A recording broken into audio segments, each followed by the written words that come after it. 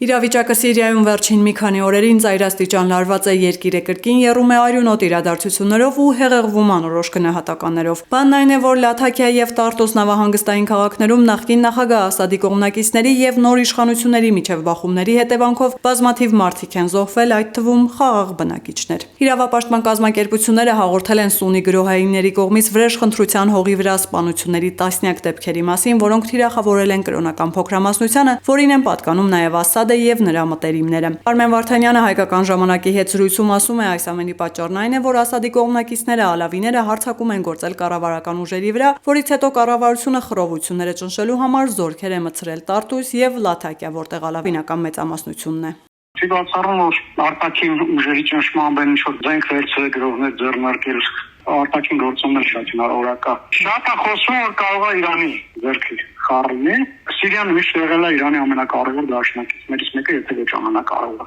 Ասադի օրոք եւ նաեւ Սիրիայի տարածքի միջոցով Իրանը զենքեր տեղափոխում Հեզբոլլահի մարտիկներին։ Հիմա այդ կապը կտրվել է։ Ըստ Սիրիայի նոր իշխանությունը ընդգծված թշնամական վերաբերմունք է ցույց տալի Իրանի նկատմամբ, չի բացառում, որ Իրանի մատը խառնի։ Վարդանյանը միաժամանակ նկատում է, խոսվում է այն մասին, որ տեղի ունեցողում կարող է Ռուսաստանի մատն էլ խառը լինել։ Հարցին ինչպես նա արձագանքում է։ Խմեյմի ավիաբազան եւ Տարտուսի ծովային բազան հենց այդ տարածքում է։ Ալավիներով բնակեցված, գերազանցապես ալավիներով բնակեցված այդ Լաթաքիայում եւ Տարտուսում։ Որոշ բնակիչներ գնացել եւ Խմեյմի ավիաբազայում են այսպես ապաստան գտել, որպեսզի այս կառավարական ուժերի վրեժխնդրությունից կամ այդ կոծորածներից զերծ մնան։ Խոսում է, որ նաեւ կարող է ռուսական լինի այս բանը։ Հարցին այդ դեպքում Ռուսաստանի շահը որն է, ինչ խնդիր է ուզում լուծել այս քայլով, զրուցակիցը պատասխանում է։ Ինչպես գիտեք, Սիրիայի իշխանությունը փորձում էր հայտարարել, որ պետք է ռուսական բազաները դուրս բերեն Սիրիայից։ Հետո ասացին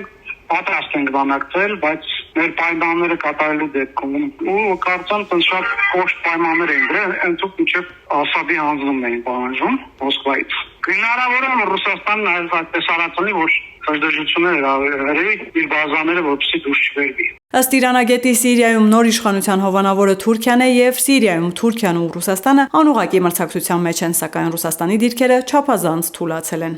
Սիրիայի գաղափարը վաղուց էր սկսել,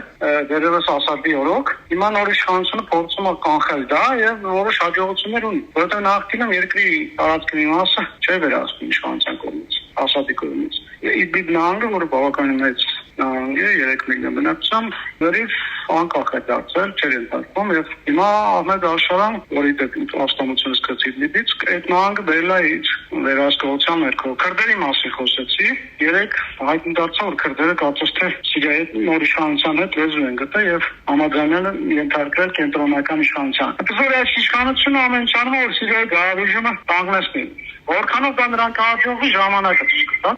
Այն ժամանակ իրենք հիմնում են Ասադի վրա։ Հիմա առանձնապես ծնվելու տեղ չունեն։ Իրենց ազդեցությունը լծակները կորցրել են։ Նոր իշխանությունը պրոթուրքական է, չնայած որոշ այսպես մեսեջներ տալիս են Մոսկվային, որ կարող են իրենց հետ լավ հարաբերություններ ունենալ, բայց ընդհանրապես դա պրոթուրքական իշխանությունը իրար հետ արդեն ռազմավարական գործակցության մեջ են Թուրքիան եւ Սիրիայի նոր կառավարությունը գործընկերության մեջ են։ Եվ այլն, այնպես որ Ռուսաստանի դիրքերից գալիորեն թուլացել են։ Իրանագետը կարծում է, որ այս ամենը ոչ մի ուղիղ ազդեցություն չի ունենա մեր տարածաշրջանի վրա եւ տեղին էլ չի այն պրոյեկտել կամ համեմատել այստեղ եղած իրողությունների հետ։ Նրա խոսքով միայն Սիրիայում ապրող հայերի համար կարող են խնդիրներ առաջանալ։